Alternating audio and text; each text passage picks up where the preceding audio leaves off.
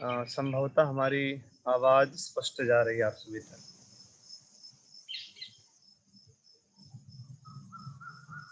आइए एकाग्र चित्त और स्थिर बुद्धि होकर के आज जैसा कि हम लोगों का यह जो 36 दिवसीय निशुल्क योग प्रशिक्षण शिविर था, हम लोग अवसान से एक कदम और पीछे हैं अभी। और जैसा कि निर्बाध्यता पूर्वक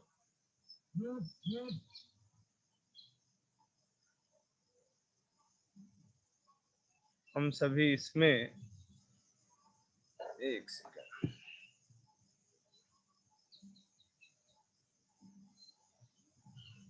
आज जैसा कि 35वां दिन है यह योग अभ्यास शिविर का, जिसमें आप सभी प्रतिदिन की भांति आज भी योग के जो निपुण परंपरागत योग शिक्षा प्राप्त ऐसे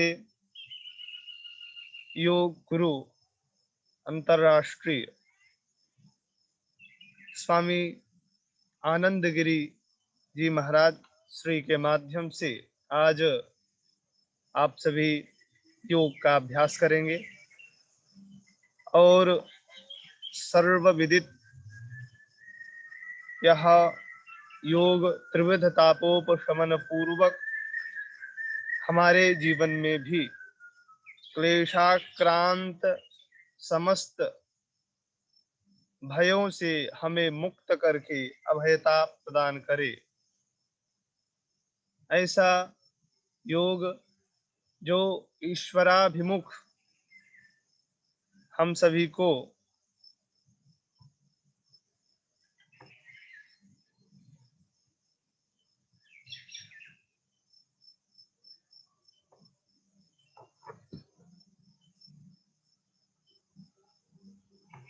तो इसी कड़ी में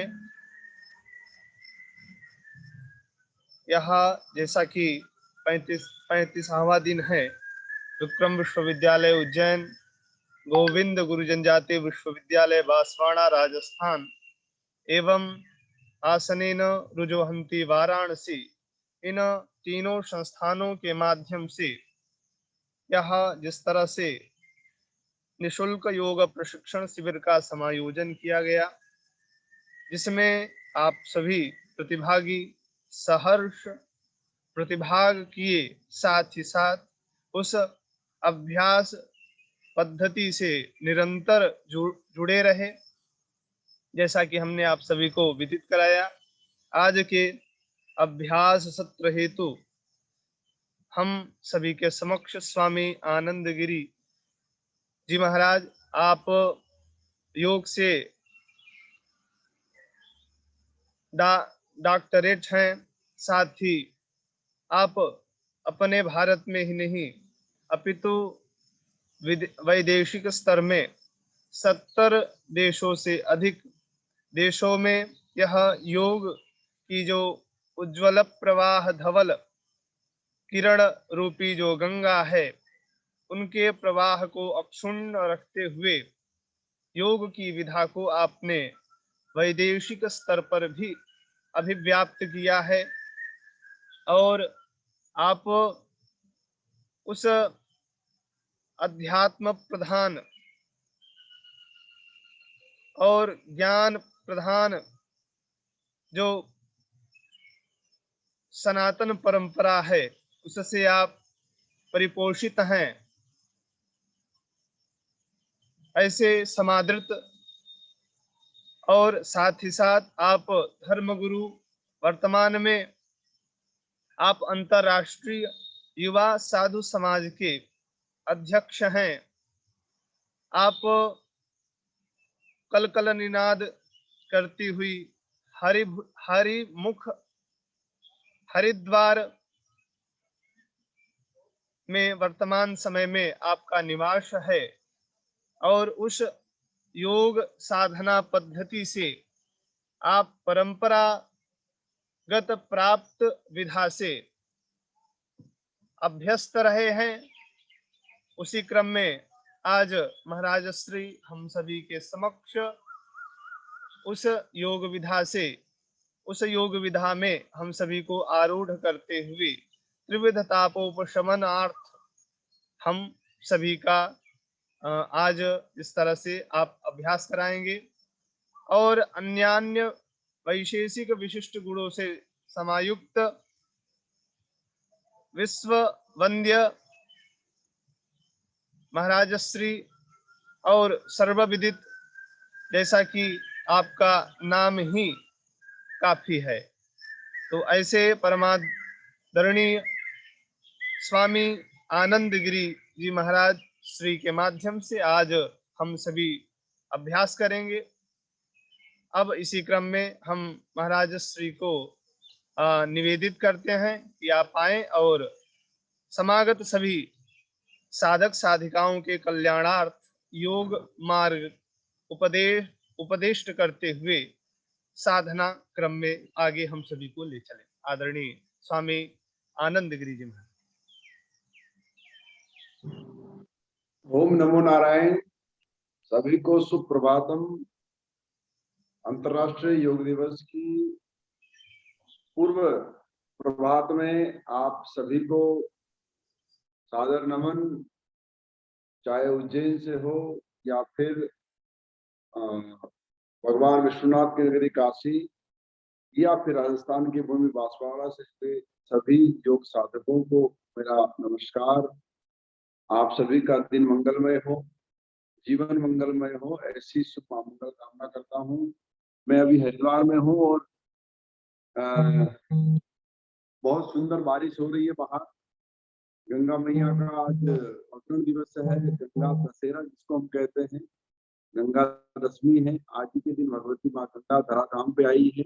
भगवान शंकर की जटा से जटा शंकरी उतर करके भागीरथ की तप को लेकर के हम सब मानवों के कल्याणार्थ, मानवों की मुक्ति के हेतु भगवती गंगा धराधाम पे आई है। आज गंगा दशहरा का पावन दिन है। आप सभी को उस पावन दिवस की भी बहुत सारी शुभकामनाएं। भगवान कृष्ण ने गीता में बहुत सुंदर भाव से योग को 3 भागों में परिभाषित किया है। योग साध्य है, साधन है और साधना भी है। योग का तात्पर्य है यजु धातु से जुड़ा हुआ है, जिसको बोलते हैं कनेक्टिविटी। इस प्रकार से चुंबक स्वतः ही आयरन को, लोहे को अपनी ओर आकर्षित कर लेती है, ठीक ऐसे ही जो योग शब्द है ये मनुष्य को उसकी प्रवृत्ति के अनुसार, उसके ज्ञान के अनुसार और उसकी संस्कारों के अनुसार उसको अपनी ओर आकर्षित कर लेता है। कोई कोई ऐसा विरला होता है जो इस साधन के माध्यम से साधना मार्ग की ओर अग्रसर हो जाता है और इस जीवन को धन्य बना जाता है। यही कारण है कि पूरे विश्व वंदित संसार में केवल भारत के योग ऋषियों की ही महिमा प्रत्येक क्षण गाने को और सुनने को मिलती है। चाहे वह महर्षि पातंजलि हो, पाणिनि हो, वशिष्ठ हो, भरद्वाज हो या फिर वेद दृष्टा, शास्त्र दृष्टा स्वयं वेदव्यास जी। भगवान कृष्ण ने गीता में योग को ऐसे समझाया है, योग है कर्मसु कौशलम। सबसे पहले योग में हमारे कर्म के मध्य कुशलता आनी चाहिए। योग is not only activity, is not only exercise, is this mental practice भी है कि हमारे कर्म कितने पवित्र होने चाहिए, हमारी बोली भाषा, हमारा विचार और हमारे मध्य में चलने वाली निरंतरता वाली शब्दावली कैसी होनी चाहिए, ये भी योग के माध्यम से तय होती है। हम प्राणायाम करते हैं, हम प्राणायामों के अलग अलग आयामों को जानते हैं। हम नाद ब्रह्म की ओर जाते हैं तो नाद प्राणायाम की ओर बढ़ते हैं, जिसे हम भ्रामरी कहते हैं या उद्गीत कहते हैं। आप सभी, मुझे लगता है कि पिछले 35 दिनों से लगातार योग का अभ्यास कर रहे हैं और हमारे आचार्य जी बहुत कुशलता पूर्वक इतनी सरल सहज हिंदी में आप सभी को योग की परिपाटी से परिचित करा रहे हैं। निस्संदेह ही आपने आसनों को ठीक से समझा होगा और निस्संदेह आप प्राणायामों की पद्धति को भी ठीक से समझ रहे होंगे। मेरा विषय आज मैं आपको उन बारीकियों से परिचित कराना चाहता हूं जो योग के मध्य में अक्सर योगी छोड़ जाते हैं या फिर उन बातों से अनभिज्ञ रहते हैं। लगभग 70 देशों में हमने योग का आश्रय इस संसार के जगत के लोगों को दिया है और बहुत सरलता के साथ, सहजता के साथ आज पूरी दुनिया योगमय होकर के घूम रही है। पूरे विश्व स्तर पे आज योग की ख्याति है। आज जब कोई व्यक्ति विदेश से भारत की ओर चलना चाहता है तो उसकी पहली मांग होती है कि मैं किसी योगी से मिलूं, ऐसे योगी से मिलूं जो आध्यात्म की परिपाटी से परिपूर्ण हो और जो भौतिकवाद के संसार में रहते हुए भी भौतिकवादता जिसके अंदर व्याप्त ना हो, यानी जो वस्तुएं प्रयोग हेतु परमात्मा ने मुझे दी है उसका मैं प्रयोग तो करूं और उसके प्रयोग को करते करते वह सांसारिक वस्तुएं मेरे जीवन को कहीं खत्म ना कर दे या वह वस्तुएं मेरे जीवन का कहीं मुख्य भाग ना बन जाए। ऐसे योगी से मिलने की चाह हर एक संसार का व्यक्ति भारत में आने से पूर्व रखता है और जब यहाँ आता है आप जैसे योगियों को देखेगा तो निसंदेही वह परिपूर्ण संतुष्ट होकर के जाएगा। योग है कर्मसु कौशलम, यानी योग मनुष्य के कर्म में कुशलता प्रदान करता है। जैसे मेरा मन नहीं लग रहा है या मेरा सर दर्द रहता है या फिर शरीर में जकड़न रहती है या फिर शरीर बहुत दर्द करता है या फिर बहुत गुस्सा आता है या बहुत ब्लड प्रेशर लो हो जाता है या बहुत हाई रहता है या डायबिटीज बहुत आउट ऑफ कंट्रोल है या फिर डायबिटीज लो है या फिर घुटनों में दर्द है या फिर आंखों में पानी आना है, आंखों का रेडनेस होना है या फिर बालों का झड़ना है या फिर बहुत समय से पूर्व बूढ़ा हो जाना है, ये सारी की सारी जितनी एक्टिविटी शरीर और हमारे मध्य में दिखती है वो सहजता से योग से हम ठीक कर सकते हैं। जैसे हमारे हाथ, कई लोगों के हाथ ऊपर नहीं उठते है ना, बहुत व्यक्ति ऐसे होते हैं जिनके हाथ धीरे धीरे धीरे ऊपर उठना बंद हो जाते हैं कि ऊपर कैसे उठेंगे। तो योग बड़ी सहजता के साथ उन मांसपेशियों को मजबूत भी करता है। क्या करना चाहिए? हाथ को सीधा खोलिए, पंजे को ताकत से खोलिए और ताकत से बंद कर लीजिए, ताकत से फिर खोलिए और फिर ताकत से बंद कर लीजिए। ये ऐसी सूक्ष्म क्रिया है जिसे आज की भाषा में नेचुरोपैथी भी कहते हैं। जब आप इसे प्रयोग में लाएंगे तो आपके मसल्स कभी कमजोर नहीं होंगे, आपकी मांसपेशियां कभी कमजोर नहीं होगी। पूरी ताकत से खोलना है, पूरी ताकत से बंद करना है, पूरे सामर्थ्य के साथ, जिससे हाथ के सारे मसल्स मजबूत होंगे और इससे आपको कभी पैरालाइज जैसे रोग का अटैक नहीं पड़ेगा। पूरे हाथ के पॉइंट दबेंगे, जितने भी हमारे हाथ में पॉइंट्स है, चाहे नेत्रों के लिए, चाहे किडनी के लिए, चाहे हृदय के लिए, ये सारे के सारे पॉइंट, कभी कभी क्या होता है कि हम पॉइंट जान नहीं पाते पॉइंट होता क्या है, लेकिन अगर हम मुट्ठी को बंद करते हैं ताकत से और ताकत से खोलते हैं तो सहजता से वह सारे के सारे एक प्रेशर वाले पॉइंट अपने आप प्रेस होते हैं और शरीर को ताकत मिलती है। ये सूक्ष्म क्रियाएं हैं। चाहे फिर हम हाथ को ऐसे रख करके गोल घुमा सकते हैं इस प्रकार से, ये भी सूक्ष्म क्रियाएं हैं। ये हम घर बैठे बैठे बड़े आराम से किसी भी स्थान पर, किसी भी सहज स्थान पर हम कर सकते हैं, क्लॉकवाइज, एंटी क्लॉकवाइज। ये बहुत सहज क्रियाएं हैं, इनके अंदर में बहुत अत्यधिक मेहनत की आवश्यकता नहीं होती है और हर उम्र का व्यक्ति इसे कर सकता है। हर उम्र का व्यक्ति इसे बड़ी सहजता के साथ कर सकता है और खुलकर करना चाहिए। देखो ऐसे यहाँ टच होना चाहिए और फिर ऊपर तक ऐसे जाए और फिर वापस ऐसे आए, ऐसे यहाँ से टच हो जाए तो मुंह के ऊपर तक यहाँ तक टच रहे और फिर बाहर खुलते हुए ऐसे बाहर की ओर जाए। बड़ी सहज क्रियाएं, सूक्ष्म क्रियाएं हैं जो हमें स्वस्थ बनाती है, आरोग्यवान बनाती है और हमारे कर्मों में कुशलता प्रदान करती है। फिर दूसरा सूत्र भगवान कृष्ण क्या दे रहे हैं? योग भवति दुःखहा। योग क्या करते हैं? योग के माध्यम से हमारे जीवन के दुख नष्ट हो जाते हैं। कैसे नष्ट हो जाते हैं? हमारी चिंतन शक्ति से, हमारी विचार शक्ति से।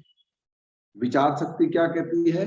विचार शक्ति कहती है कि मनुष्य को निरंतर जो चिंतन करना चाहिए वह परमात्मा का करना चाहिए। निरंतरता में, जैसे हम कभी कभी भोजन पे ध्यान देते हैं, तो जब तक पेट ना भरे तब तक भोजन पे ध्यान जाता है।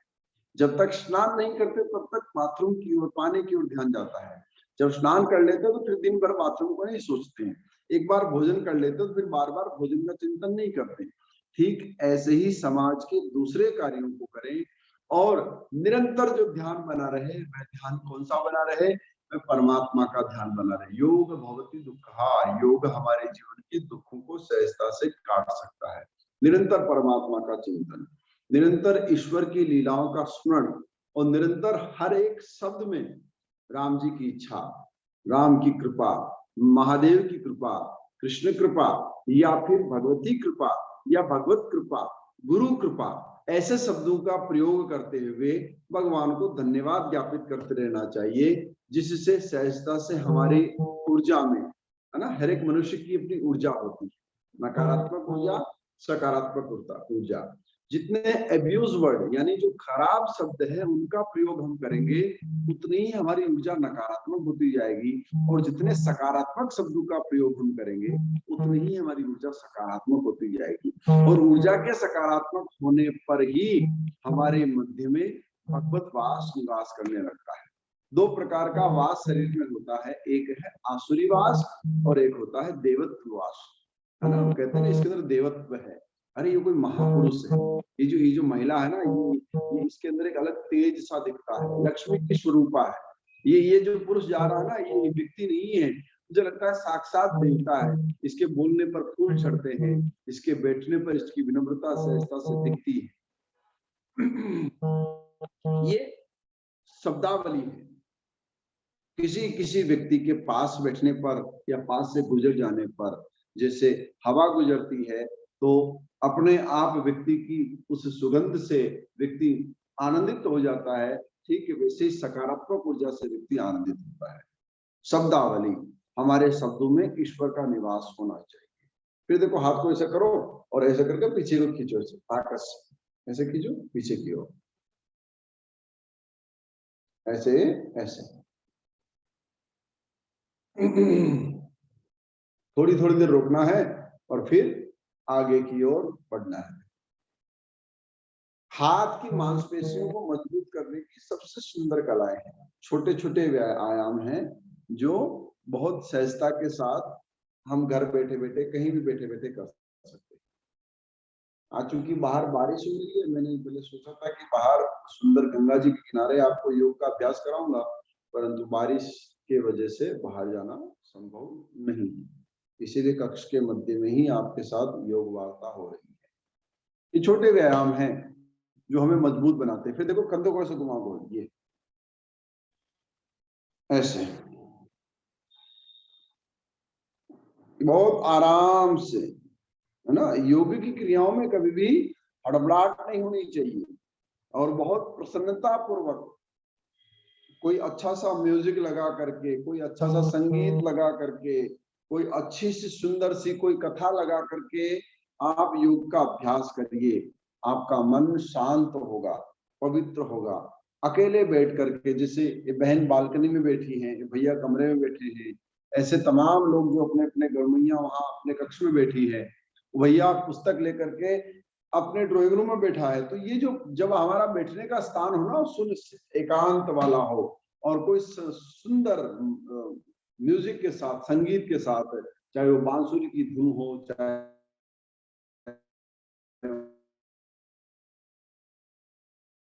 कथा हो, या फिर कोई अच्छा सुंदर सा संगीत हो, उसके साथ योग का अभ्यास करें। उल्टा घुमाइए उसको, ऐसे।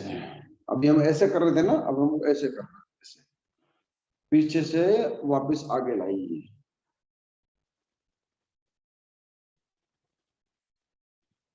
आराम आराम से, हड़बड़ाहट नहीं करनी है, तेज तेज नहीं करना है, बहुत धीरे धीरे से, बहुत धीरे धीरे से ले जाना है और बहुत धीरे धीरे से करना है। ये छोटे छोटे व्यायाम जो है ना, ये हमारे शरीर के भीतर की मांसपेशियों को पुष्ट बनाने वाले हैं, मजबूत बनाने वाले हैं। योग भवति दुःखा, योग से, सहजता से हमारे दुख दूर हो जाते हैं। कैसे? भगवत चिंतन से, अच्छी वाणी का प्रयोग करने से।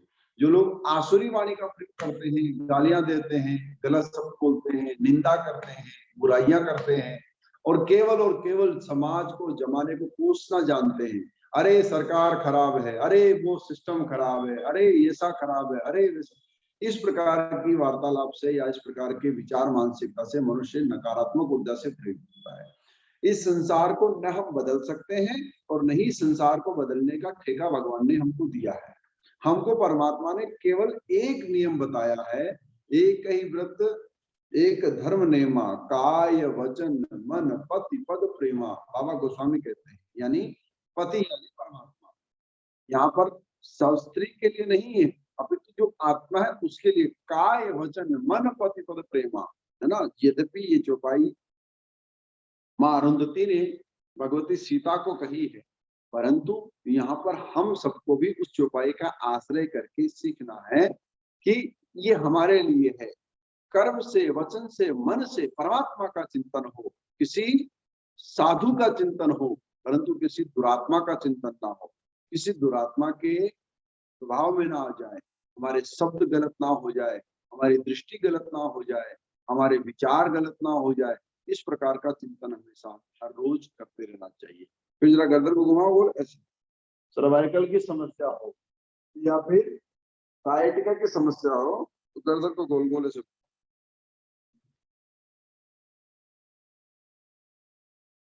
कितना सरल है, देखो आराम आराम से, बहुत प्रेम के साथ गर्दन को आप गोल गोल घुमा दीजिए।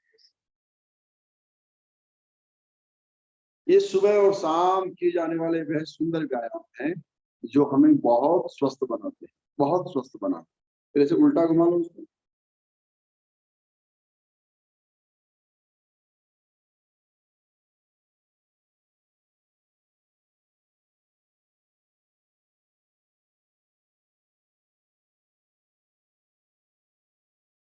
उल्टा घुमा लो।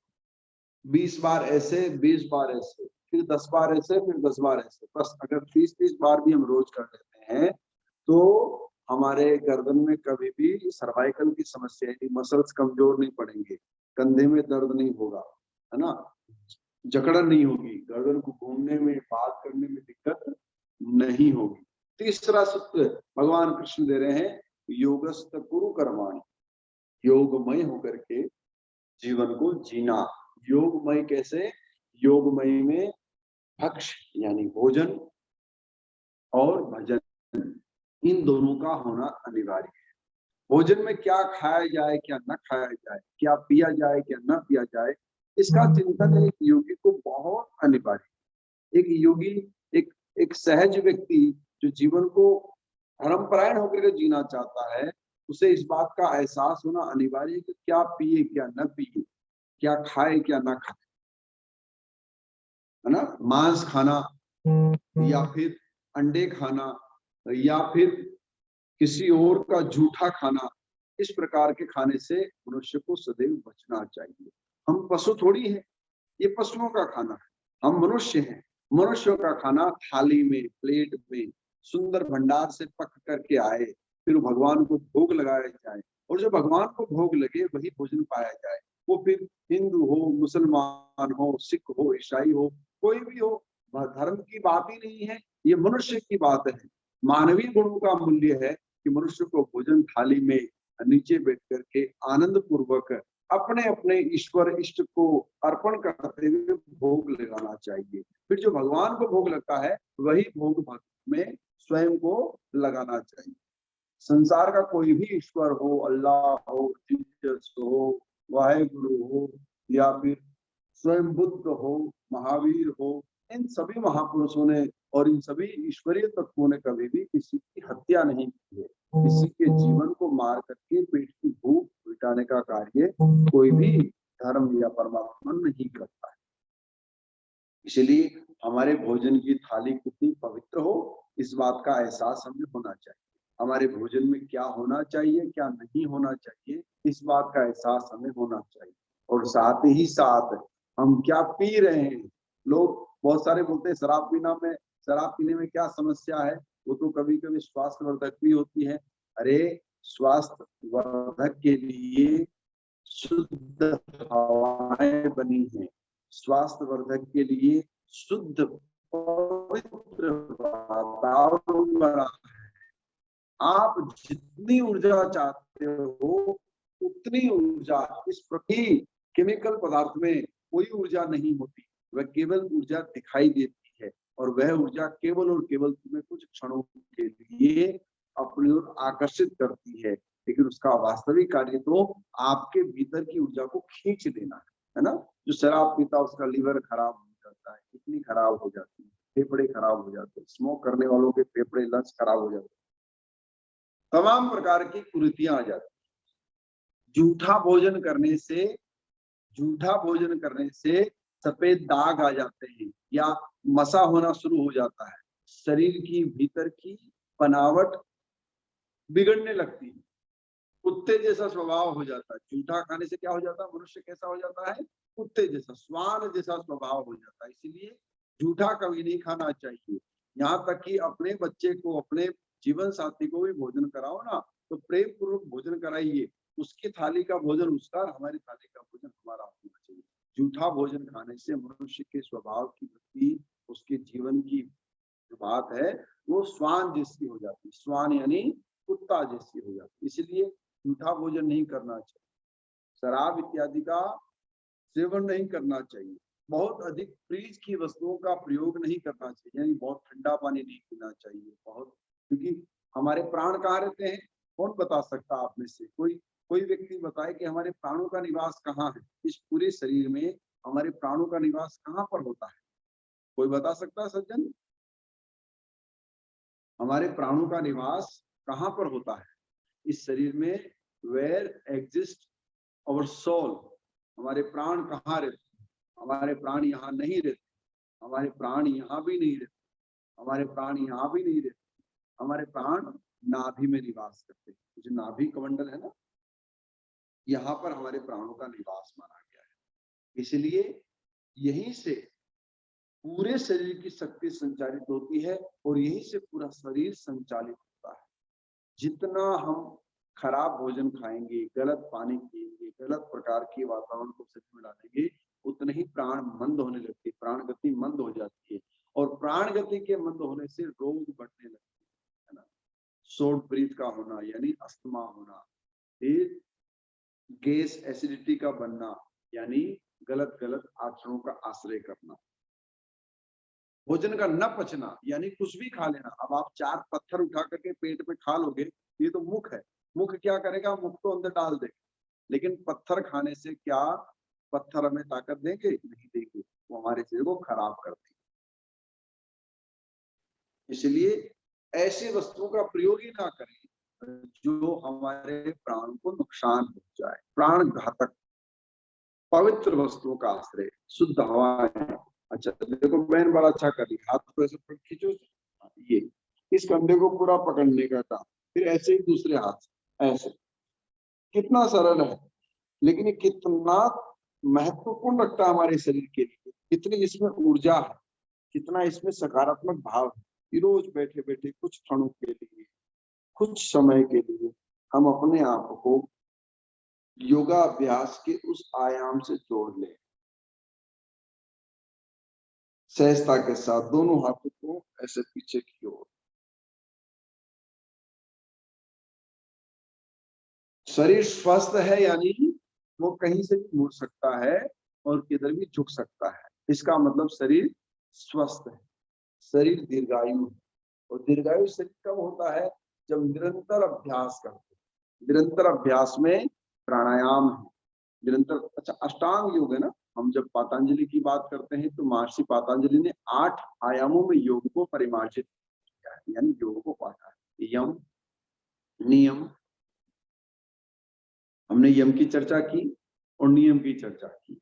इन 2 चर्चाओं के बिना आसन आरंभ नहीं हो सकता, इन 2 चर्चाओं के बिना प्राणायाम आरंभ नहीं हो सकता। सबसे पहले यम और नियम। यम का मतलब होता है कि क्या शरीर के प्रयोग में लाया जा सकता है, और नियम का मतलब है कि कब लाया जा सकता है, किस समय लाया जा सकता है। रात को 12 बजे भोजन करना राक्षसी वृत्ति है।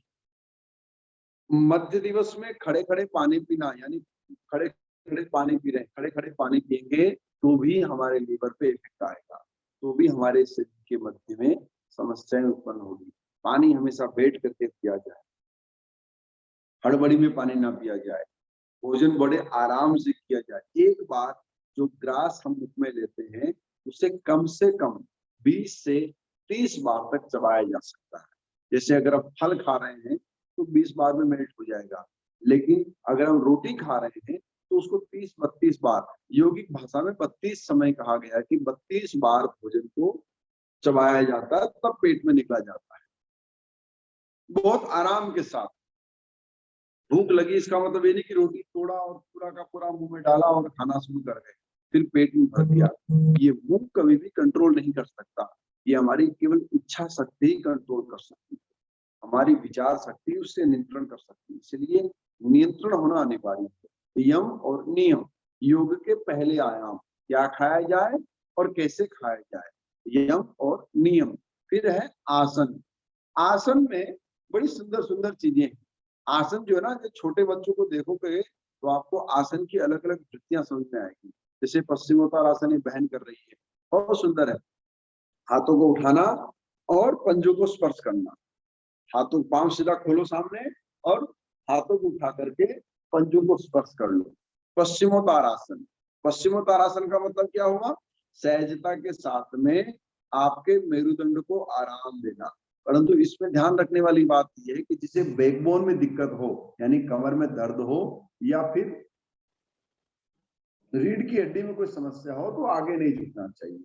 बाकी सभी लोग इसे कर सकते हैं, लचीला होता है शरीर इससे और आराम मिलता है बैकबोन को। पश्चिमोत्तानासन जिसे बहन कर रही है, क्या नाम इनका, अर्चना जी। पश्चिमोत्तानासन बहुत सहज है और बहुत ही सुगम आसन है। इससे हमारे बैकबोन को बड़ा आराम मिलता है, रीढ़ की हड्डी को बड़ा आराम मिलता है। आसन, आसनों में बड़े सुंदर सुंदर आसन हैं। पश्चिमोत्तानासन है, सिद्धासन है। सिद्धासन क्या होता है? बैकबोन की स्ट्रेट सीधी, और जिस आसन में दोनों घुटने जमीन पे लग जाए सहजता के साथ और बैकबोन स्ट्रेट रहे, उसको कहते हैं सिद्धासन। दोनों घुटने जमीन पे।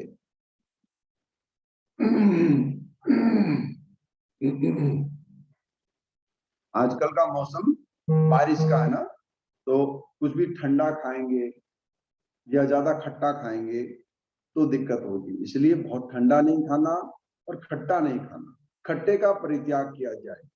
खट्टी वस्तु का परित्याग करने पर बॉडी में एसिड नहीं बनता, एसिड के नहीं बनने से कफ नहीं बनेगा, कफ नहीं बनेगा तो आप स्वस्थ रहेंगे, आपके गले में, आपके मस्तिष्क में दर्द और तनाव नहीं आएगा। ये जैसे ये जो बहन कर रही है हमारी अंजू, अंजू बहन जो कर रही है, ये सहजता से वजन कम करने के लिए और थाई को कम करने के लिए की एक्टिविटी है ना। वजन कम करने के लिए, थाई को कम करने की एक्टिविटी है, परंतु इसे प्रत्येक व्यक्ति को नहीं किया जा सकता। प्रत्येक व्यक्ति यानी गर्भवती महिलाएं इसे नहीं कर सकती। इसके साथ साथ में जो बहुत बुजुर्ग व्यक्ति वो इसे नहीं कर सकते। जिन्हें कोई तकलीफ नहीं है, स्वस्थ है, वही किया जाए। योग में योग क्रियाओं को समझना अनिवार्य है। टीवी में देखा और करना शुरू कर दिया, ऐसा नहीं। मेरे लिए क्या जरूरी है, मेरे लिए क्या उपयोगी है, वही क्रियाओं को करने पर ही योग में मनुष्य सहजता से अच्छी ताकत को प्राप्त कर सकता है। योग है भवति दुःखः योगस्त कुरु कर्माणि। आसन यही सिद्ध होता है जिस आसन में बैठने में सुख मिले और जो आसन परफेक्ट रूप से किया जा सके। परफेक्ट रूप से मैं आपको 2 आसन करके दिखाने की मेरी इच्छा है। मैं अपने मोबाइल को थोड़ा ठीक करता हूं ताकि कुछ आसन किए जा सके।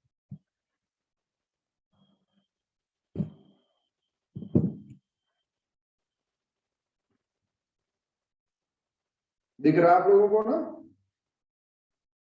जैसे अर्धचंद्र आसन, अर्धचंद्र आसन करने से शरीर के साइड का फैट कटता है। खड़े होकर के इसे किया जाता है। जैसे देखो, हाथ को ऐसे लॉक करना है और ऊपर की ओर खींचना ऐसे, और साइड में झुकना ऐसे।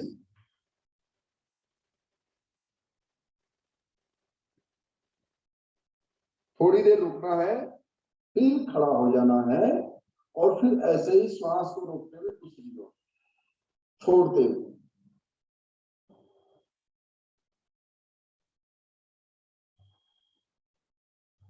ऐसे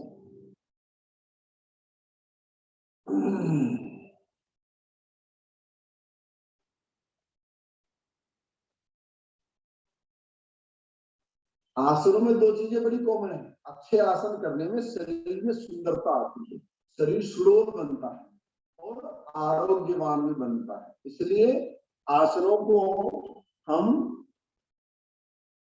योग का प्रमुख अंग भी मानते हैं। आसनों को योग का प्रमुख अंग भी मानते हैं। जैसे ताड़ आसन, जिनकी हाइट कम है या जिनका पेट बहुत मोटा हो गया है, बाहर लटक गया है, तो उनको ये ताड़ आसन करना चाहिए। ताड़ आसन के साथ हाथों को सीधा सीधा ऊपर ले जाना है, ऊपर ऐसे एड़ियों को ऊपर उठाना है, ऐसे।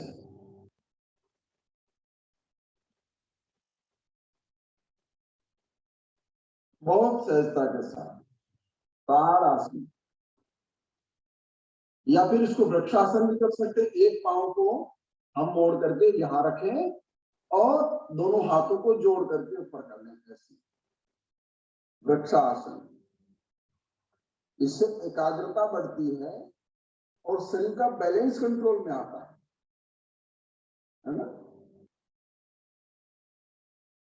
मन की एकाग्रता के लिए, मन की एकाग्रता के लिए और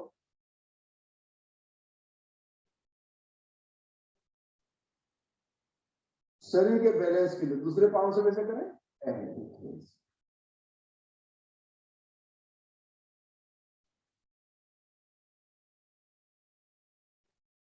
ये बहुत सूक्ष्म आसन भी है और सहज भी है, परंतु जिनका वजन बहुत अत्यधिक हो,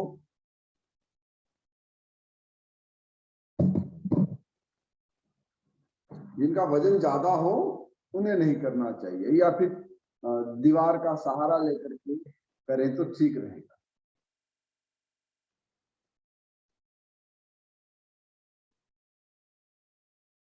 अब हम आते हैं प्राणायाम की ओर, है ना। प्राण वायु को ठीक ढंग से चलाने पर, जिससे हम बाहर से स्नान करते हैं ना, शरीर को नहा देते हैं, तो शरीर शुद्ध हो जाता है, खुशबूदार हो जाता है, पवित्र हो जाता है। ठीक ऐसे ही भीतर का स्नान भी अनिवार्य है। भीतर का स्नान मनुष्य को सुंदर भी बनाता है और स्वस्थ भी बनाता है। भीतर के सारे तंत्र को मजबूत करने के लिए प्राणायामों का होना बहुत अत्यधिक अनिवार्य है। प्राण वायु ही मनुष्य को ठीक कर सकती है। देखिए, सबसे पहले breathe inhale, hold in chest, chin down, रोकना है यहां पर। इसको बोलते हैं कुंभक, अभ्यंतरवर्ती कुंभक है, यानी भीतर में श्वास को खींचना है। सबसे पहले देखना है कि बैकबोन स्ट्रेट है, कभी ऐसे नहीं बैठना है, ठीक है, हमेशा सीधा बैठना है, कंधे चढ़े हुए नहीं होने चाहिए, नॉर्मल होने चाहिए, ठीक है ना। सहजता के साथ बैठ करके प्राणायाम में ध्यान देने वाली वस्तु है, सहज बैठ करके श्वास को खींचना है। ऐसे पहले छोड़े, फिर भीतर की ओर खींचे, श्वास भरा चेस्ट में और गर्दन को झुका लिया ऐसे नीचे।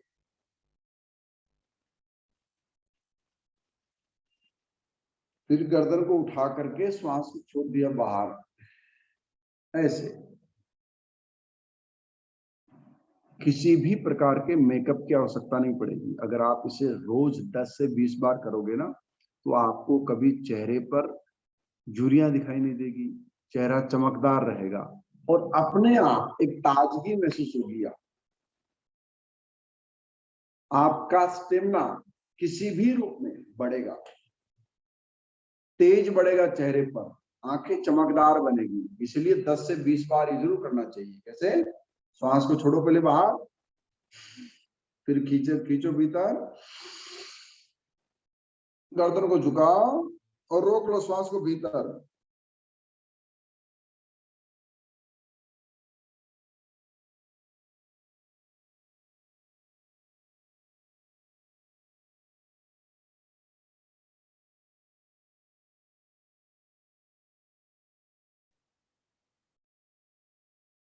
मैं अपनी श्वास को 2.5 से 3 मिनट तक रोक सकता हूँ। कितना? 2.5 से 3 मिनट, पर ये सबके लिए नहीं है। सबको आरंभ करना है 20 सेकंड से, 15 सेकंड से।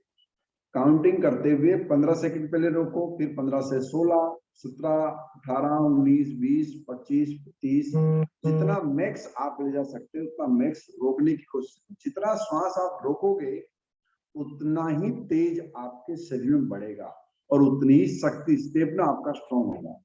जैसे बहुत जल्दी हाफ जाना, बहुत जल्दी घबरा जाना, बहुत जल्दी नर्वस हो जाना, इन सब समस्याओं से छुटकारा मिलेगा बहुत सहजता के साथ। सभी व्यक्ति इसे कर सकते हैं, बस जिनका ब्लड प्रेशर बहुत हाई रहता हो उनको नहीं करना है। बाकी सभी व्यक्ति इसे बड़ी सहजता के साथ कर सकते हैं। दोबारा से खींचो श्वास को भीतर,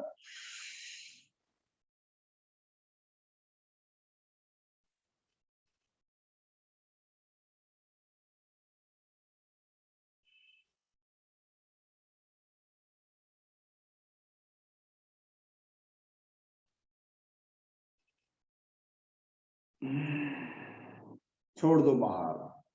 बड़ा अच्छा सा महसूस होगा, बड़ा ठहराव सा आएगा, मन में एक सुकून सा होगा। बहुत आराम से 25 से 30 बार रोज इसको करो। और प्राणायाम में ऐसा मत, योग में ये नहीं है हड़बड़ी कि सारे के सारे करने हैं, ये भी कर लेना है वो भी कर लेना, नहीं। प्राणायाम में बहुत सहजता के साथ में, सरलता के साथ में, चाहे 2 हो 4 हो, जितना समय हो उतना करो। और जितना कम करोगे, जितना अच्छा करोगे, उतना ही योग आपको फलित होगा। आप ज्यादा करोगे और अच्छा नहीं करोगे तो वह फलित होने की बजाय आपको कष्ट दे सकता है। एक योगी के जीवन में सबसे पहले सेटिस्फेक्शन का होना अनिवार्य है। I am very satisfied about my life, I am very satisfied for what I do in every single day for yoga and meditation, whatever we I do, है ना। मेरे जीवन में मेरी संतुष्टि सबसे महत्वपूर्ण है और मेरी संतुष्टि के पश्चात ही दूसरों को मैं संतुष्ट कर सकता हूं, दूसरों के भीतर उसी ऊर्जा को भर सकता हूं। अब इसी प्राणायाम को अदर वे अराउंड, जैसे अभी हमने श्वास को भीतर भरा और भीतर रोका, अब श्वास को बाहर निकालना है और बाहर की ओर रोकना है। Breath hold in outside. देखो कैसे, पहले श्वास को लो पूरा, फिर श्वास को छोड़ो बाहर और गर्दन को झुकाओ नीचे।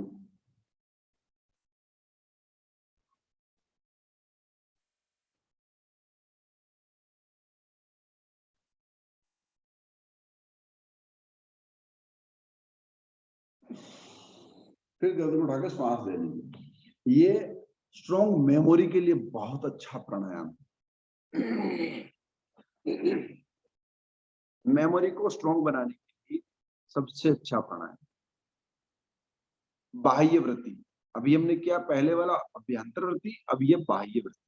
बाह्य वृत्ति यानी बाहर की ओर श्वास को रोकना है और मूल बंद, उड़ियान बंद को लगा करके श्वास को बाहर, बिना एयर की बॉडी, है ना, ब्रीथ लेस बॉडी इसको कहते हैं। कितना हम रोक सकते हैं श्वास को बाहर? 10 सेकंड, 15 सेकंड, 20 सेकंड, जितना रोक पाए श्वास को बाहर रोकना है।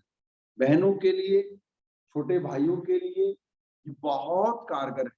मेमोरी जिनकी बहुत वीक होती है ना, स्मरण शक्ति, उनके लिए तो ये रामबाण है। 20 से 25 बार रोज करें, रोज, प्रतिदिन, या वंस ए वीक। अगर हम अन्य प्राणायामों को, आसनों को ले रहे हैं तो वंस ए वीक भी अगर करेंगे तो बहुत लाभ होगा। लेकिन पढ़ने वाले बच्चों को तो रोज करना चाहिए ताकि उनकी मेमोरी स्ट्रॉन्ग बने, याद शक्ति मजबूत बने। और कभी ऐसे ना बैठे, देखो अभी कई लोग देख रहा हूँ मैं ऐसे बैठ रहे हैं, ऐसे नहीं बैठना। आपको जब योगा के अभ्यास में आप हो तो आप हमेशा बैकबोन को स्ट्रेट रखें। मेरुदंड कभी भी झुका हुआ नहीं होना चाहिए, मेरुदंड सीधा होना चाहिए, है ना। श्वास को लो भीतर, छोड़ो बाहर।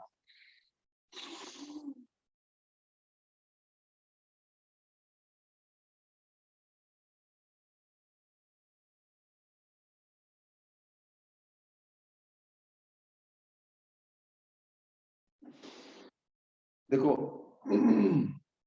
मंदिर जाते हैं ना, हमारे भीतर भी एक मंदिर है, अब कई लोगों के मंदिर पहाड़ पे आ गए, यानी पेट बाहर आ गए, छतरी पेट के अंदर हमारा मंदिर है। जब इस प्राणायाम को हम करते हैं तो बच्चों को बोलते हैं कि देखो मंदिर बन गया। अंदर मंदिर कैसे बनता है, देखो हमारा पेट और हमारे जो मेरुदंड है वो आपस में चिपक जाएंगे, दोनों मिल जाएंगे। पेट की जो थैली है ये जितनी खाली रहेगी ये उतनी ही फ्लेक्सिबल रहेगी, ये जितनी भर जाएगी इसमें जितना पेट बढ़ जाएगा वो आपको बाहर ले जाएगा। पेट ऐसे रहना चाहिए, ये जो हड्डियां ना इनके अंदर पेट हो, इनके बाहर पेट ना हो। इन हड्डियों से पेट जो है हमेशा भीतर रहना चाहिए, हमेशा भीतर रहना चाहिए। हम जब खाना खाते हैं तो हमें ध्यान देना है कि उतना ही खाना जिससे ये हड्डियां मांसपेशियों से बाहर ना आ जाए, ये हड्डियों से चर्बी बाहर ना आ जाए, उतना ही खाना है। कम खाएंगे तो ज्यादा चलेंगे, ज्यादा खाएंगे तो कम चलेंगे। देखो भीतर कैसे मंदिर बनता है मैं आपको दिखाता हूँ। जैसे नॉर्मल सामान्य पेट, ठीक है ना, हम जब इस प्राणायाम को करते हैं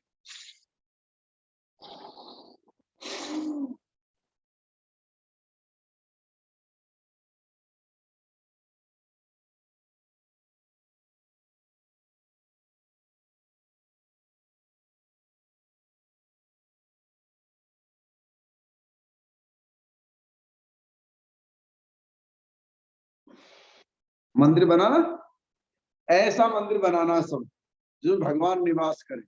हम लोगों ने इसको पहाड़ बना दिया, और पहाड़ के ऊपर फिर मंदिर बनाना मुश्किल होता है ना, सब व्यक्ति नहीं बना सकते। इसलिए भीतर पेट को हमेशा भीतर रखिए, ये बढ़ जाए तो खाने पे लगाम ले आइए, थोड़ा दौड़ लगाइए, रोज अभ्यास करिए ताकि ये किसी तरह से पुनः इन हड्डियों के पीछे आ जाए। ये जो हड्डियां हैं हमारी, जो हमारी चेचिस है ना, जो हमारी पसलियां हैं, पेट इनके पीछे हमेशा रहे।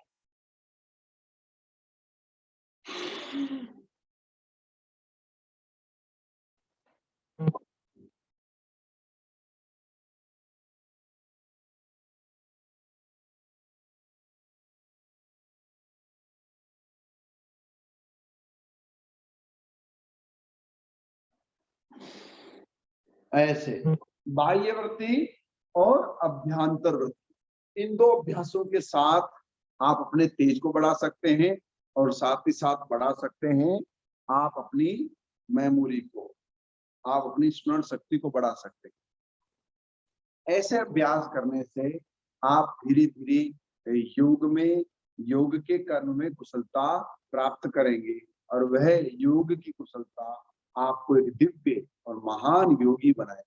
वह योगिक क्रिया ही आपके जीवन को धन्य बनाएगी। ये केवल 36 दिन का सत्र ना होकर के ये 365 दिन का सत्र होना चाहिए, है ना। मुझे लगता है कि आचार्य जी ने इसको 36 दिन का भी इसलिए रखा होगा ताकि मनुष्य सीख सके कि 36 में से एक जीरो और लगा दिया जाए तो कम से कम 360 दिन तो किया ही जा सकता है। नहीं, 5 दिन को एक्सेप्शनल रख दीजिए कि कभी किसी इमरजेंसी में चले गए या कहीं इधर हो गया, तो 5 days less to 360 days we can do easily, है ना। और ये सोशल मीडिया का जमाना है आचार्य जी, इसमें बड़े कमाल की बात है कि देखो मैं कहाँ बैठा हूँ, आप कहाँ बैठे हैं, ये लोग कहाँ बैठे हुए हैं, लेकिन ऐसा लग रहा है कि हम लोग साथ बैठे हुए, एक साथ है। इसका प्रयोग किया जाए, इससे परफेक्टनेस भी आती है और रेगुलरिटी आती है, रोज करने की पद्धति और पूरी की पूरी पात्रता आरंभ होती है। योगिक क्रियाओं का ये सूक्ष्म स्वरूप है, इसके आगे के स्वरूप बड़े गजब के, जिसमें नाड़ी शोधन प्राणायाम है, जिसमें भस्त्रिकाएं हैं, जिसमें कपालभाति है, जिसमें उज्जयी है, काकी है ना, भ्रामरी है, उज्जीत है, जिसमें पवन मुक्त आसन है, जिसमें हल आसन है, जिसमें सर्वांग आसन है, जिसमें पश्चिमोत्तार आसन है, जिसमें शीर्षासन है, जिसमें मयूर आसन है ना। ऐसे तमाम आसनों की बड़ी भारी फहरिस्त लिस्ट है और बहुत सारे प्राणायामों की फहरिस्त लिस्ट है। अगर हम रोज करेंगे तो ये समझिए कि सप्ताह में एक बार पुनः उस प्राणायाम या उस आसन का नंबर आएगा। तो 360 दिन अगर हम करते हैं, हम संकल्प लें कि ये जो आज का अभ्यास है या इस योग दिवस का अभ्यास है, आने वाले योग दिवस के अभ्यास तक लगातार निरंतरता में चले और हर एक व्यक्ति से जुड़े और जुड़ करके अपने जीवन को स्वस्थ बनाए। आज भारत में सबसे अधिक डायबिटिक पेशेंट बढ़ रहे हैं, और डायबिटीज पेशेंट इससे बढ़ रहे हैं क्योंकि वे अभ्यास नहीं करते। भारत में सबसे अधिक एंजाइटी यानी मानसिक डिप्रेशन के पेशेंट बहुत बढ़ रहे हैं। क्यों? क्योंकि वे योग नहीं करते, जीवन को ठीक से समझते नहीं है, गुस्सा करते हैं। हम अक्सर सड़कों पे डरते हुए लोगों को देख सकते हैं। और इतना शॉर्ट टेम्पर है भारतीयों का, भारतीय व्यक्ति का इतना शॉर्ट टेम्पर है कि कोई व्यक्ति का कंधा छू जाए तो गुस्सा हो जाए, कोई किसी को देख भी लेता है तो गुस्सा, लड़ाई हो जाए, कोई कहीं से गुजर जाए तो गुस्सा हो जाए। यानी नेचुरलिटी है ही नहीं, इतना अहंकार, इतना क्रोध। और कोई व्यक्ति थोड़ा दीनहीन है, गरीब है, तो जहां देखो वहीं रोना शुरू करता, मैं तो बहुत गरीब हूँ साहब। अरे भैया, गरीब कौन है, अमीर कौन है इस दुनिया में? सब एक जैसे हैं, कोई गरीब अमीर नहीं है।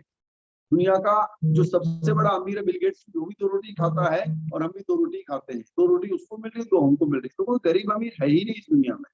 हमारे कर्मों के अनुसार धन संपदा हमारे पास आती हो जाती है।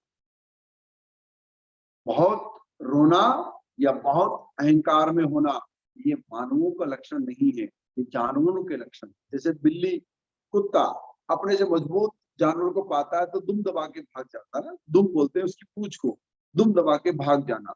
या शेर, हाथी, घोड़ा, इनको अहंकार होता है अपनी ताकत के ऊपर।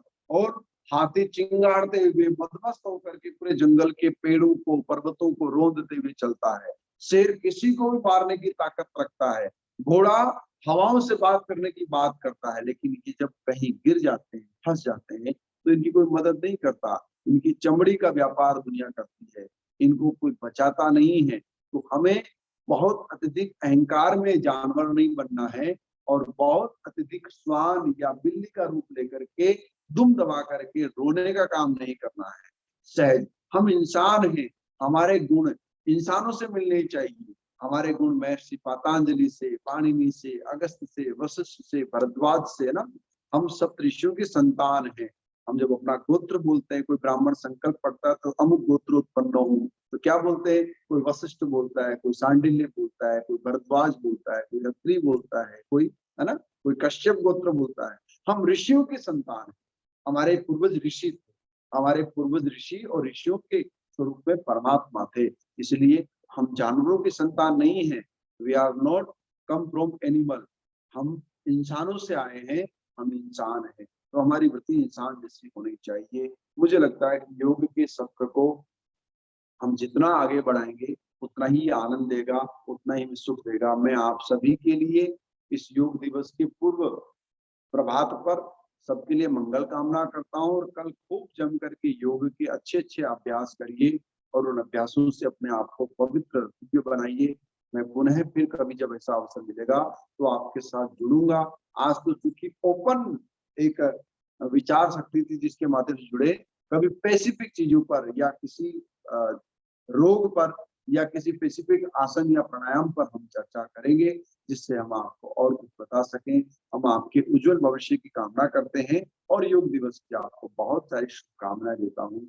आप मुझे फेसबुक पर या मेरे ईमेल पर या मेरे व्हाट्सएप नंबर पर, आपसे जो ऑफिशियल व्हाट्सएप नंबर है उसके माध्यम से आप उससे संपर्क कर सकते हैं और किसी भी प्रकार के प्रश्न को बड़ी सहजता के साथ पूछ सकते हैं। आप सभी को प्रेम भरा नमस्कार। ओम नमो नारायण। जैसा कि यह अंतिम सत्र था अभ्यास का, इसमें अवसान के सन्निकट हम सभी पहुंचते हुए और स्वामी श्री के माध्यम से आज आप सभी ने अभ्यास तो किया, पर उसमें कुछ मुख्य बिंदुएं होती हैं जो हम सभी कहीं ना कहीं उसको एक साइड कर देते हैं। स्वामी श्री ने जो आज योग के विषय जो मुख्य बिंदुएं हम सभी के समक्ष रखें, वो वास्तव में बहुत ही आवश्यक हैं। कई बार हम लोग शरीर प्रधान ही अभ्यास करते रह जाते हैं, तो वही योग आपका जिम्नास्ट में बदल जाता है। पर यह योग अध्यात्म प्रधान है, त्रिविध तापों के शमन में सक्षम है, तत्व ज्ञान से परिपूर्ण करने वाला है, मोक्ष कैवल्य विमुक्ति को प्रदान करने वाला है। यह योग तभी इन साधनों के माध्यम, जैसे योग के साधन हैं बहुत सारे, अष्टांग विधा हो, हठ योग के सप्तांग हो, या फिर विभिन्न जो योग के महायोग, जिसमें लय योग, हठ योग, राजयोग, मंत्र योग, इन चारों का संयुक्त जो योग है उसे महायोग से अभिहित किया गया है। तो इनके माध्यम से उस परब्रह्म की प्राप्ति तभी हो सकती है जब सुव्यवस्थित ढंग से विधि निषेधात्मक उभय पक्षों को हम ध्यान में रखते हुए जब अभ्यास करेंगे तभी। पूज्य महाराज श्री के चरणों में प्रणाम निवेदित करते हैं और विक्रम विश्वविद्यालय उज्जैन, गोविंद गुरु जनजाति विश्वविद्यालय बांसवाड़ा राजस्थान, साथ ही साथ आसनेन रुजुहन्ति वाराणसी, इन तीनों संस्थानों की तरफ से महाराज श्री को बहुत बहुत आभार सादर प्रणाम निवेदित करके आभार व्यक्त करते हैं। आप सभी, जैसा कि अभी ग्रुप में मैसेज कर दिया गया था कि आज के सेशन में आपको एक लिंक प्रोवाइड किया जाएगा, जो लोग उसको भरेंगे उन्हीं को इस संस्थान का प्रमाण पत्र प्रदान किया जाएगा। तो अभी थोड़ी देर में चैट बॉक्स में वह लिंक प्रेषित कर दिया जाएगा, तो आप सभी सहजता पूर्वक उसको भर लें और तदुपरांत आगे का जो कार्यक्रम है ग्रुप के माध्यम से आप सभी को सूचित किया जाएगा।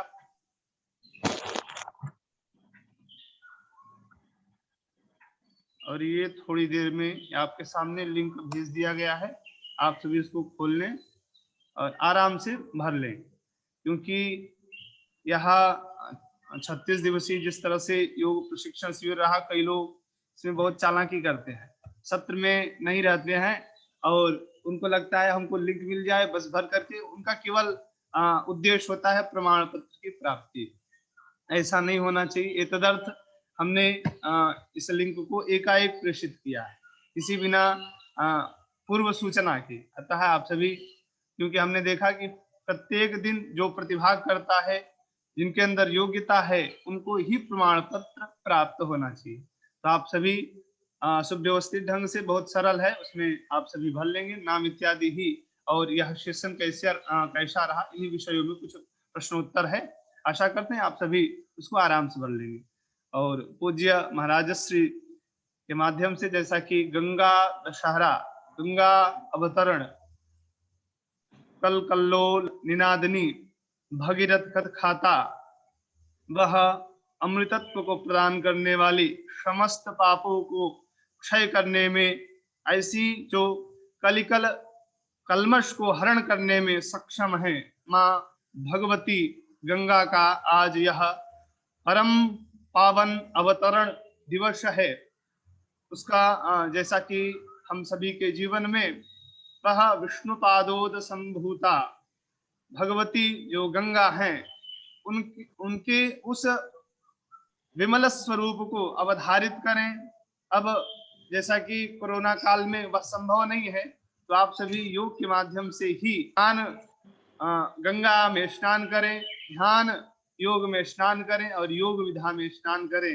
इन्हीं शुभकामनाओं के साथ आप सभी को पुनः पुनः इस समायोजन के तरफ से गंगा दशहरा की हार्दिक शुभकामनाएं।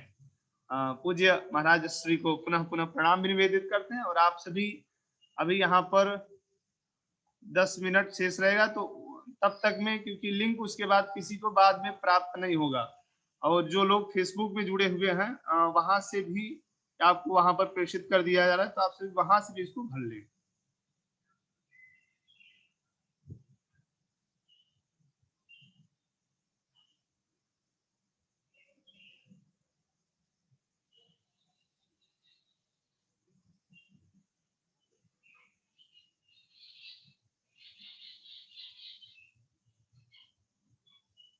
फेसबुक में भी वहां प्रेषित कर दिया गया है, तो सारे लोग उसको भी वहां से भर लें। फेसबुक में भी वहां प्रेषित कर दिया गया है।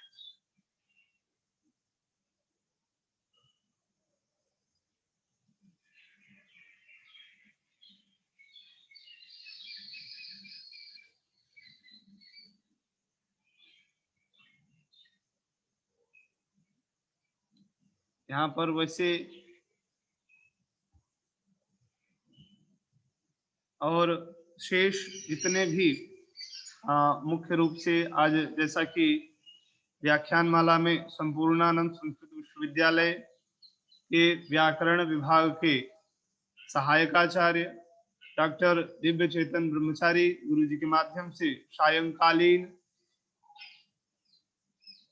हाँ कोई पूछ रहा है इसी समय लिंक भरना है जी। आप सभी अभी जो चैट बॉक्स में भेजा गया तुरंत उसे भरें, क्योंकि बाद में फिर वो आपको मिलने वाला नहीं है, वो ग्रुप में कहीं भी आपको नहीं प्राप्त होगा। तो इस बात को आप सभी ध्यान में रखते हुए तो तुरंत भर लें।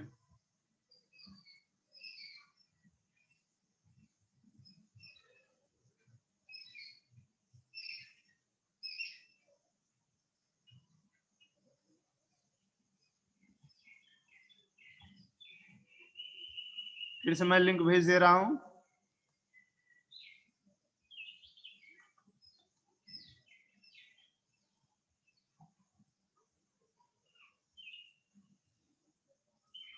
ध्यान रखिए यह लिंक दोबारा नहीं मिलने वाला है आप सभी को। हितदर्थ अविलंबेन आप सभी इसको भर लें, इसी के आधार पे प्रमाण पत्र जनरेट किया जाएगा।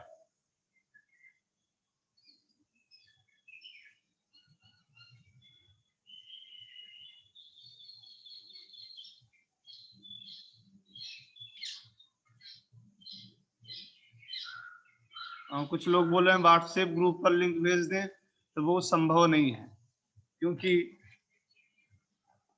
1000 के लगभग वहां पर जुड़े हुए हैं, कई इसके ग्रुप हैं, समूह हैं, पर कक्षा में सभी नहीं उपस्थित होते हैं। ये तदर्थ वहां भेजने का कोई प्रयोजन नहीं है। कोई भी वस्तु सुयोग्य व्यक्ति के पास जाए तो ही उसकी शोभा होती है, अतः उसको हम वहां नहीं प्रेषित कर सकते। आप सभी के पास समय है, आराम से भरिए। 8-10 तक यह लिंक खुला रहेगा, उसके बाद फिर ये भी बंद हो जाएगा। और आप सभी अन्य किसी को उसको शेयर नहीं करना, ये भी ध्यान रखें। वैसे उसमें ऑप्शन तो नहीं होगा, केवल आप अपना भर सकते हैं। फेसबुक में भी मैं एक बार फिर से भेज दे रहा हूं।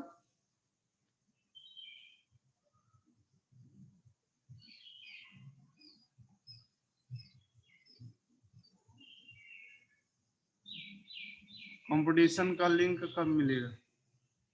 अरे कंपटीशन का जिनका था उनको ग्रुप में जोड़ करके वहां सबका चल रहा है, आज लास्ट है।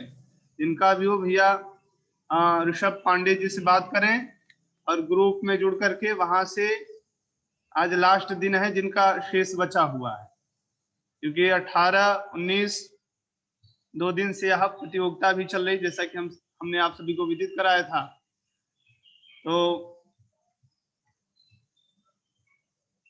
4 वर्गों में विभक्त जो इस शिविर को लेकर के ही वहां पर हमने प्रतियोगिता का भी आयोजन किया था। काफी पार्टिसिपेंट भारत के अन्य प्रांतों से पार्टिसिपेंट किए हैं, भाग लिए हैं। अभी जो लोग शेष हैं, जिनकी इच्छा है, तो अभी भी मौका है, आप सभी ग्रुप में एडमिन से संपर्क करके वहां आप जुड़ सकते हैं। और सारी सूचनाएं आपको ग्रुप में भेजी जाती हैं, पर आप लोग ध्यान नहीं देते हैं, ध्यान पूर्वक नहीं देखते हैं, जिसका परिणाम यह है कि कई लोग अभी लिंक मांग रहे हैं। कई बार वो प्रेषित कर दिया गया है, वो बार बार भेजना संभव नहीं है।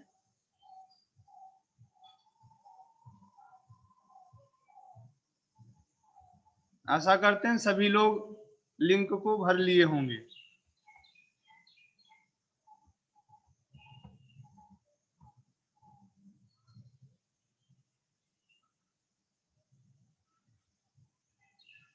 ध्यान रहे जिनका लिंक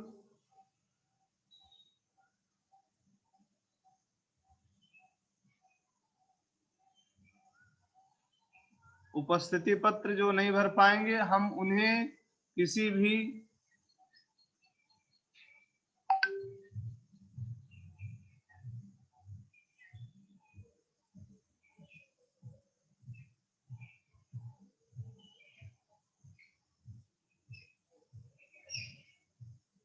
आप सभी बल लें, अभी काफी लोगों का शेष है,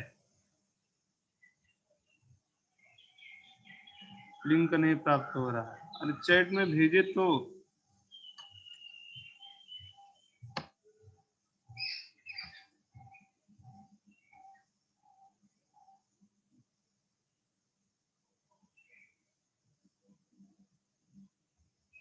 एक सेकंड, फिर से हम भेज दे रहे हैं। उसमें संभवतः पर्सनल किसी को चला गया।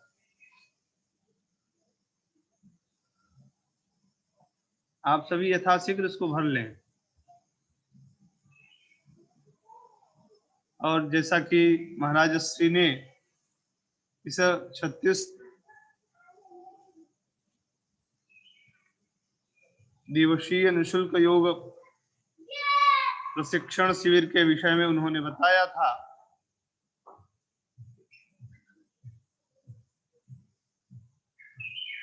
हिंदी में संभव नहीं है।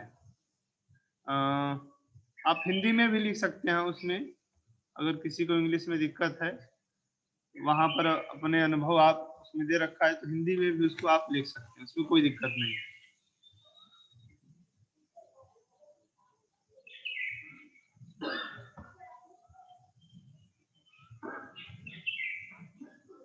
आप सभी इसको यथाशीघ्र भर लें। और जैसा कि 36 दिवसीय, इसमें 36 में आप एक 0 ऐड कर देते हैं तो 360 हो जाता है।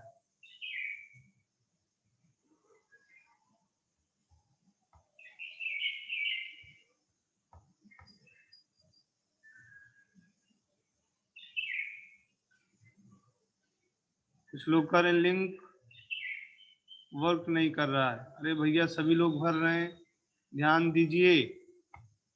समय अब ज्यादा नहीं रह गया है, शेष 2 मिनट और है आपके पास।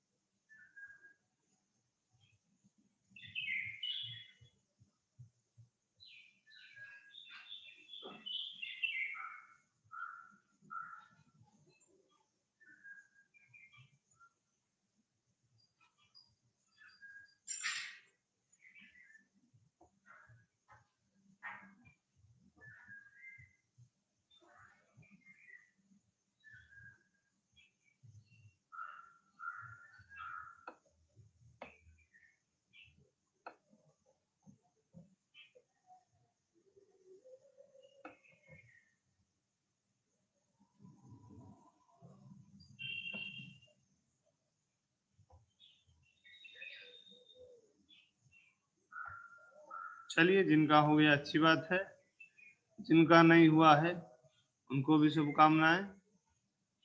और इस समायोजन का मुख्य प्रयोजन था कि आपके जीवन में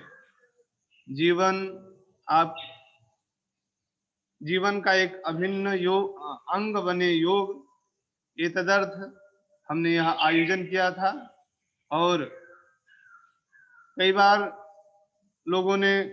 लोगों ने प्रश्न भी पूछा कि इसमें अलग अलग तरीके से लोग कराते हैं, तो मेरा मुख्य प्रयोजन ये भी था एक तरह से इसमें कि आप सभी विधाओं को जाने। कई बार हम लोग अपूर्णता को ही पूर्णता समझ बैठते हैं। मति और पंथ सबके भिन्न भिन्न होते हैं। मुंडे मुंडे मतिर भिन्ना, कुंडे कुंडे नवम पयः। तो इस तरह से, हालांकि योग की परंपरा, जैसा कि कल सायंकालीन व्याख्यान सत्र में भी बताया गया था कि कई योग की परंपरा है। एक योग की परंपरा हिरण्यगर्भ से मानी जाती है। हिरण्यगर्भस्य वक्ता नान्यः पुरातनः, हिरण्यगर्भ आदि प्रवक्ता माने जाते हैं। फिर इसी तरह से इसी योग परंपरा के एक सप्तर्षियों से यह योग परंपरा आती है, एक नाथ योगियों के द्वारा आती है।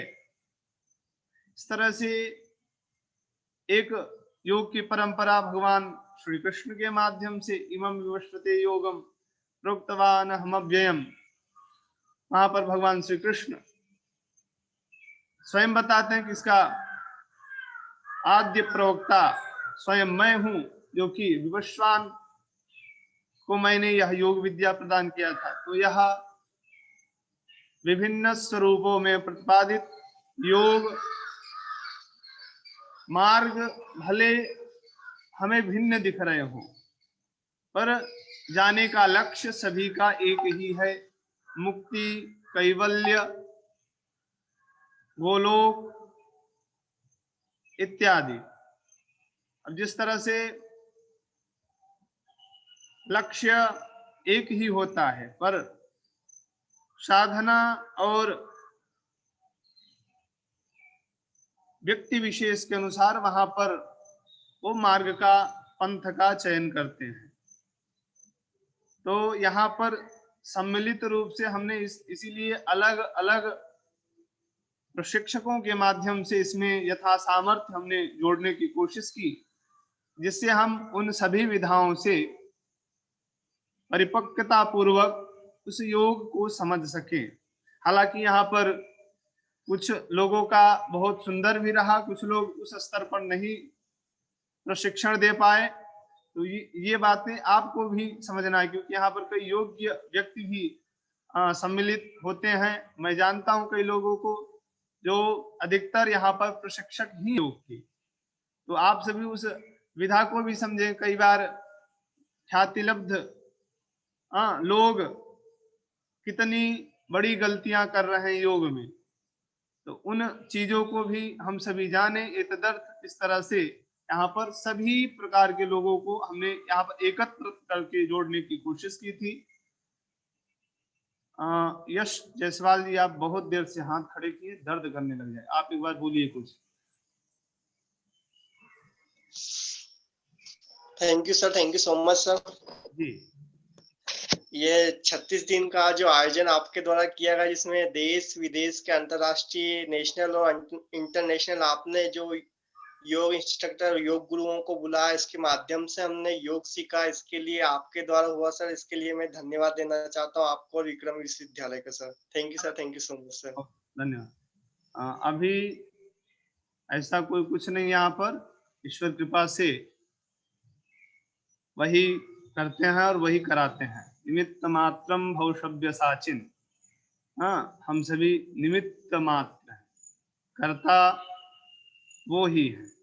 तो आप सभी निर्द्वंदता पूर्वक और अभ्यास करें। आगे भी हम कोशिश करेंगे इस तरह का समायोजन हो और योग से आप सभी परिचित हो। भली बात, यथा सामर्थ्य मैं इसमें लगा रहूंगा आगे भी, और बहुत सारे लोगों का इसमें हमें सहयोग प्राप्त हुआ। शेष जो सूचनाएं हैं आप सभी को ग्रुप में प्राप्त होंगी। ध्यान रखिएगा, प्रमाण पत्र इस सत्र का जो 36 दिवसीय निःशुल्क योग प्रशिक्षण शिविर है, इसका सत्र उन्हें ही इस सत्र का उन्हें ही प्रमाण पत्र प्राप्त होगा जो लोग फॉर्म भर दिए हैं। शेष लोगों को हम देने में असक्षम होंगे। इतदर्थ आप सभी इस बात को ध्यान में रखिएगा। अस्तु, कल का जो प्रोग्राम है उसको मैं आप सभी को एक बार उससे अवगत कराना चाहता हूँ। कल का जिस तरह से प्रातः काल हम सभी योग प्रोटोकॉल का अभ्यास करेंगे, उसके निमित्त हम लोगों ने वहां पर पूरा समायोजन किया है कि 500 लोगों को जोड़ करके योग अभ्यास कराने का शुभ संकल्प है, जिसमें विक्रम विश्वविद्यालय के यशस्वी कुलाधिपति और वहां के योग दर्शन अध्ययन योग केंद्र के विभागाध्यक्ष डॉक्टर सत्येंद्र किशोर मिश्रा सर, वहां की योग प्राध्यापिका श्रीमती बिंदु सिंह पवार, साथ ही विक्रम विश्वविद्यालय के समस्त प्राध्यापक और जितने भी कर्मचारी हैं छात्रों के सहित आप सभी उपस्थित रहेंगे। साथ ही आसनेन रुजोहंती परिवार के समस्त सदस्य और इस कार्यक्रम में इतने दिन से आप सभी साथ में रहे, आप सभी भी रहेंगे। इस तरह से एक प्लेटफॉर्म पर 500 लोगों को एक साथ योग कराने का यह सुनियोजन किया जा रहा है, जिसमें आप सभी की उपस्थिति अत्यंत अनिवार्य है। उद्देश्य तो आप सभी जान रहे हैं, योग एक ऐसी विधा है, न तस्य रोगो न जरा न मृत्युः प्राप्तस्य योगाग्निमयं शरीरम यदा पंचावतिष्ठन्ते ज्ञानानि मनसा सह इत्याकारक जो योगाग्नि से तपाए हुए शरीर की जब प्राप्ति होती है तो न रोगः न मृत्यु न जरा, तीन चीज कदापि वहां शेष नहीं रह सकती। रोग, मृत्यु, योगी अपने आप को मृत्यु से भी ऊपर अवस्थित कर देता है। जरा, वृद्धावस्था भी शेष नहीं रहती है। पर बशर्ते कि योग का जो स्वरूप है उससे हम सभी अलग ना हो, विलग ना हो, तभी ये चीज हमें प्राप्त हो सकता है। तो आप सभी उसी परंपरा से जुड़े और नित्य प्रति योग का अभ्यास करें।